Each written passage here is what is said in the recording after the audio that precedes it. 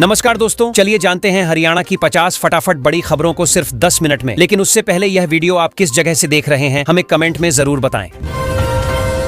Haryana board ने सन 2026 की 10वीं और 12वीं परीक्षा के लिए ऑनलाइन आवेदन प्रक्रिया शुरू कर दी है। अब छात्र घर बैठे वेबसाइट पर जाकर आवेदन कर सकते हैं। इससे उन्हें फॉर्म भरने के लिए स्कूल जाने की जरूरत नहीं पड़ेगी। बोर्ड ने यह सुविधा विद्यार्थियों की सहूलियत के लिए शुरू की है ताकि समय और मेहनत दोनों बच सकें।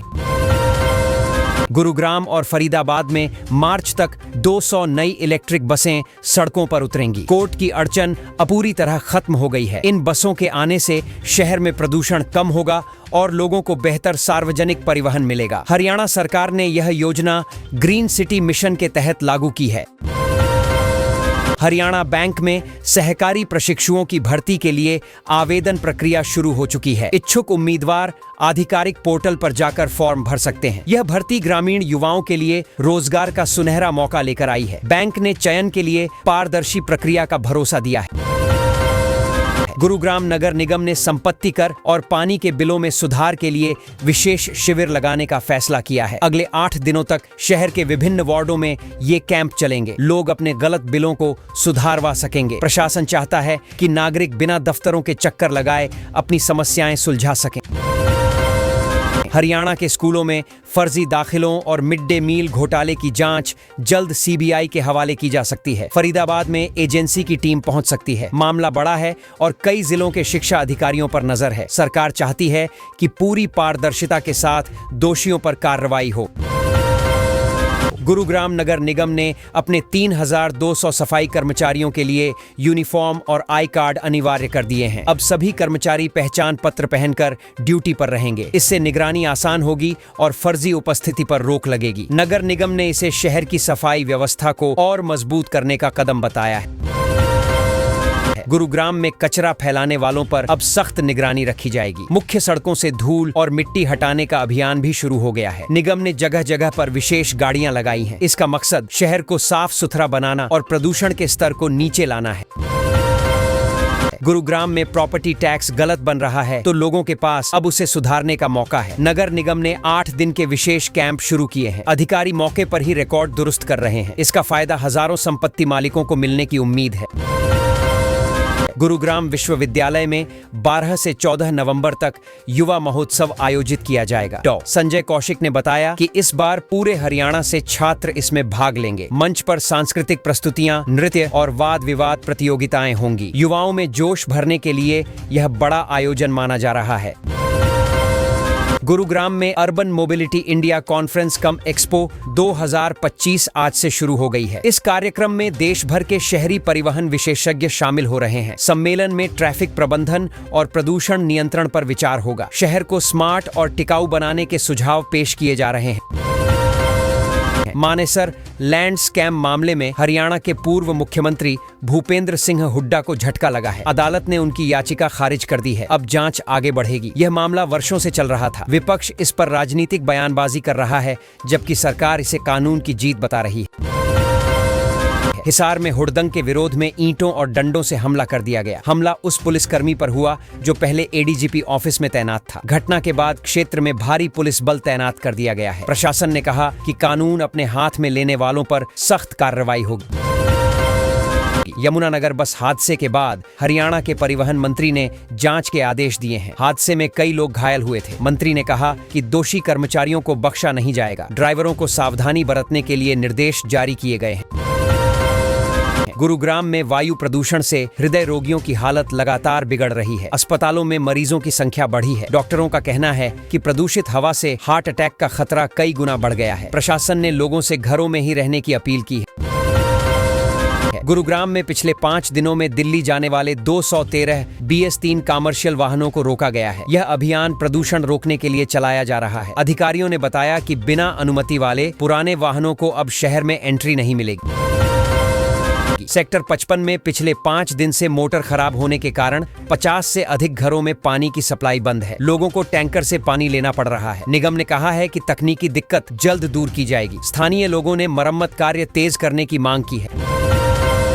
है। गुरुग्राम में एक ऑटो चालक ने अपनी गर्भवती प्रेमिका की हत्या कर दी। वह बार बार पैसे मांगती थी, जिससे आरोपी परेशान था। दोनों लिव इन में रह रहे थे। पुलिस ने आरोपी को गिरफ्तार कर लिया है। यह मामला शहर में चर्चा का विषय बन गया है। शोरूम से डीवीआर और केबल चोरी करने वाले 2 आरोपियों को पुलिस ने गिरफ्तार किया है। दोनों ने कई जगह चोरी की वारदातें की थीं। पुलिस ने इनके कब्जे से चोरी का सामान बरामद किया है। अब पुलिस इनसे अन्य मामलों में भी पूछताछ कर रही है। हरियाणा में राहुल गांधी के वोट चोरी के आरोप से सियासी माहौल गरमाया हुआ है। कांग्रेस और भाजपा आमने सामने हैं। दोनों दलों ने एक दूसरे पर गंभीर आरोप लगाए हैं। चुनावी माहौल में यह विवाद और बढ़ सकता है। प्रशासन ने बयानबाजी पर नजर रखने की बात कही।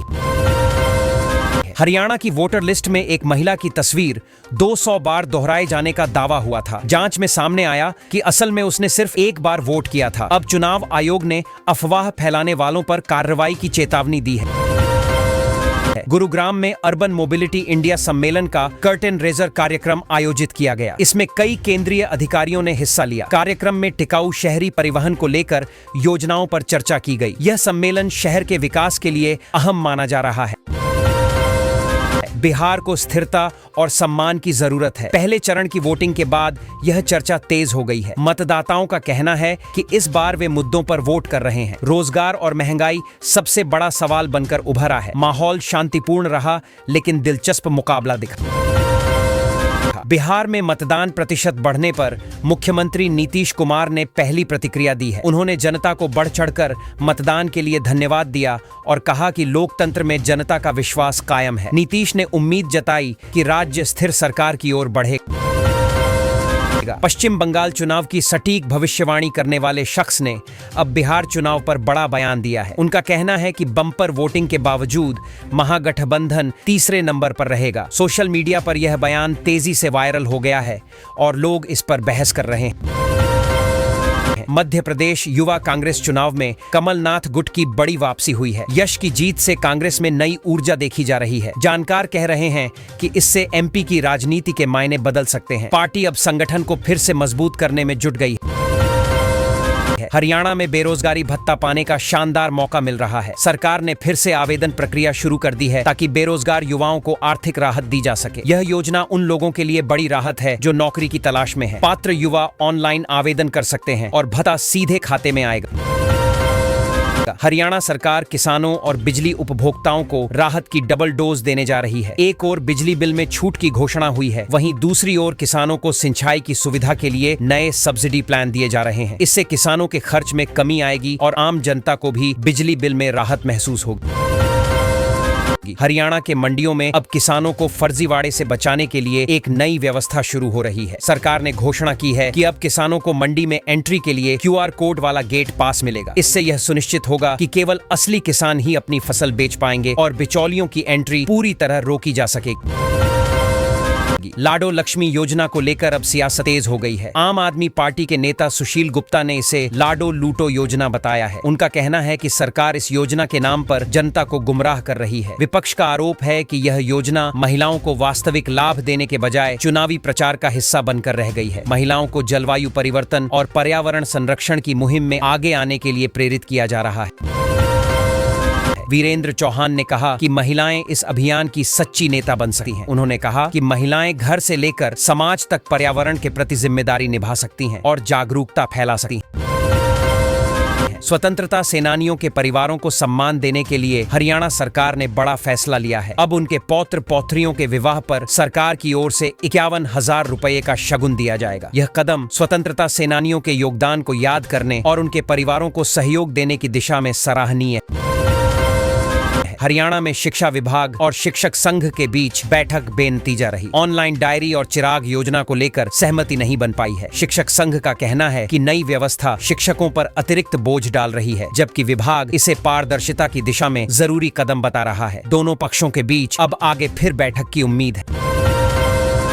हरियाणा बोर्ड ने 2025 की 10वीं और 12वीं परीक्षा के परिणाम जारी कर दिए हैं। लंबे इंतजार के बाद छात्रों में खुशी की लहर दौड़ गई है। इस बार परीक्षा परिणाम उम्मीद से बेहतर आए हैं। बोर्ड ने बताया कि कॉपियों की जांच सख्ती से की गई थी और मेरिट सूची में ग्रामीण क्षेत्रों के कई छात्र शामिल हुए।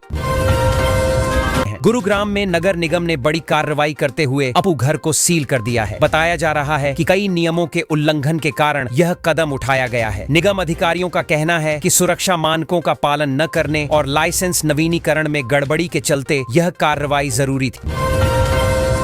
डाक खाना चौक पर बहुमंजिला पार्किंग बनाने की प्रक्रिया फिर शुरू हो रही है। नगर निगम ने पुराने टेंडर को रद्द कर नया प्रस्ताव लाने की तैयारी कर ली है। इससे शहर के मुख्य बाजारों में पार्किंग की समस्या काफी हद तक खत्म हो जाएगी और ट्रैफिक जाम से राहत मिलेगी। हरियाणा में सरकार ने पर्यावरण सुधार और विकास पर कई नई योजनाएं शुरू की हैं। गुरुग्राम में पंचकूला की तर्ज पर 10,000 पक्षियों के लिए घर बनाए जाएंगे। यह योजना प्रदूषण नियंत्रण के साथ जैव विविधता को भी बढ़ावा देगी। नगर निगम ने इसके लिए खास ब्लूप्रिंट तैयार किया है, जिससे शहर का पर्यावरण सुधरेगा और नागरिकों को स्वच्छ वातावरण मिलेगा। गुरुग्राम के नौरंगपुर रोड का 30 करोड़ रुपए से निर्माण होगा। इस सड़क के बन जाने से तावड़ू की दूरी कम हो जाएगी। यह सड़क परियोजना क्षेत्रीय विकास और बेहतर कनेक्टिविटी के लिए बेहद अहम मानी जा रही है। निर्माण कार्य पूरा होने पर लोगों को सफर में समय की बचत होगी और यातायात भी सुगम बनेगा। गुरुग्राम में मल्टी लेवल पार्किंग का निर्माण अब जल्द शुरू होगा। नगर निगम ने लोक निर्माण विभाग की पुरानी बिल्डिंग को तोड़ने की अनुमति दे दी है। यह योजना ट्रैफिक जाम की समस्या कम करने के उद्देश्य से लाई गई है। पार्किंग पूरी तरह ऑटोमेटेड होगी, जिससे जगह की बचत और व्यवस्था में सुधार होगा। M3M इंडिया कंपनी गुरुग्राम में 150 एकड़ की टाउनशिप बनाने जा रही है। इसके लिए कंपनी 7,200 करोड़ रुपए का बड़ा निवेश करेगी। यह परियोजना रोजगार के नए अवसर पैदा करेगी और शहर के रियल एस्टेट सेक्टर को नई दिशा देगी। टाउनशिप में आधुनिक सुविधाएं और हरियाली का विशेष ध्यान रखा जाएगा। नारनौल में सेवा विभाग ने दिव्यांगों के लिए उत्कृष्ट कार्य करने वाले नागरिकों और संस्थाओं को सम्मानित करने की घोषणा की है। यह कदम समाज में सकारात्मक सोच और समान अवसर की भावना को मजबूत करेगा। विभाग का कहना है कि इससे अन्य लोग भी दिव्यांगजन कल्याण के कार्यों से जुड़ने के लिए प्रेरित होंगे। हरियाणा ने पंजाब यूनिवर्सिटी में अपनी हिस्सेदारी की मांग की है। राज्य सरकार ने इंटर स्टेट काउंसिल को पत्र लिखकर यह मुद्दा उठाया है। अब मंत्रालय इस पर फैसला लेगा। सरकार का कहना है कि हरियाणा के छात्रों को पीयू में बराबर अवसर मिलने चाहिए, क्योंकि विश्वविद्यालय की जड़ें हरियाणा से भी जुड़ी हैं। गुरुग्राम में ट्रैफिक पुलिस के नए नियम के तहत अब चालान काटते समय सॉरी और थैंक यू कहना अनिवार्य होगा। यह पहल पुलिस और जनता के बीच व्यवहार सुधारने के लिए की गई है। हालांकि लोगों ने कहा कि असली ध्यान ट्रैफिक जाम और अव्यवस्था पर देना चाहिए, न कि केवल औपचारिकता पर। हरियाणा रोडवेज ने ITI पास युवाओं के लिए अप्रेंटिसशिप भर्ती निकाली है। इस योजना के तहत युवा प्रशिक्षण लेकर सरकारी कामकाज का अनुभव प्राप्त कर सकेंगे। विभाग ने कहा है कि यह कार्यक्रम युवाओं को रोजगार के लिए तैयार करेगा और उनकी तकनीकी दक्षता बढ़ाएगा। गुरुग्राम में वायु प्रदूषण ने लोगों की सांसें थाम दी हैं। आंखों में जलन और गले में खराश जैसी शिकायतें आम हो गई हैं। सरकारी सिस्टम केवल दिखावे तक सीमित है, असली नियंत्रण के उपाय नजर नहीं आ रहे। नागरिकों ने प्रशासन से तुरंत ठोस कार्रवाई की मांग की है। NCR में इस समय गुरुग्राम सबसे ज्यादा प्रदूषित शहर बन गया है। प्रदूषण का स्तर लगातार बढ़ता जा रहा है और हवा में धूल व जहरीले कण खतरनाक सीमा पार कर चुके हैं। विशेषज्ञों ने कहा है कि यदि स्थिति ऐसी ही रही तो स्कूल बंद और बाहरी गतिविधियों पर रोक लग सकती है। गुरुग्राम में सड़कों पर उतरे कांग्रेसी कार्यकर्ता, उन्होंने हरियाणा सरकार के खिलाफ वोट चोर गद्दी छोड़ के नारे लगाए। प्रदर्शनकारियों ने सरकार पर भ्रष्टाचार और बेरोजगारी के गंभीर आरोप लगाए। पुलिस ने स्थिति संभालने के लिए इलाके में अतिरिक्त बल तैनात किया। गुरुग्राम में ASPR रोड पर ट्रॉला और स्वीपिंग मशीन की टक्कर से 5 घंटे लंबा जाम लग गया। हादसे के बाद यातायात बुरी तरह प्रभावित हुआ। पुलिस ने मौके पर पहुंचकर ट्रैफिक सुचारू करने में कई घंटे लगाए। इस घटना से लोगों में नाराजगी देखने को मिली।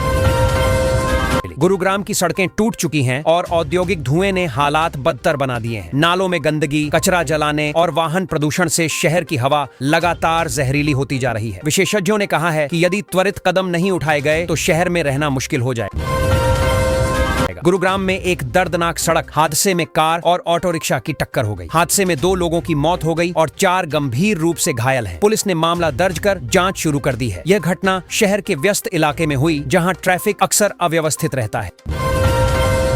दिल्ली NCR का वायु प्रदूषण भयावह हो चुका है। कई जगहों पर AQI मीटर 500 के पार चला गया है। गुड़गांव से एक वीडियो वायरल हुआ है, जिसमें धुंध के कारण विजिबिलिटी बेहद कम दिख रही है। लोगों ने इसे गंभीर स्वास्थ्य संकट बताते हुए प्रशासन से त्वरित कदम उठाने की मांग की है।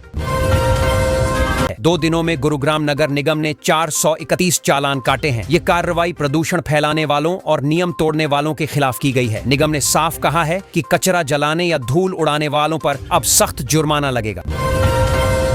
गुरुग्राम में नगर निगम ने 1300 करोड़ रुपए से अधिक की बकाया प्रॉपर्टी टैक्स की जांच शुरू कर दी है। करीब 6800 प्रॉपर्टीज को सील करने की तैयारी चल रही है।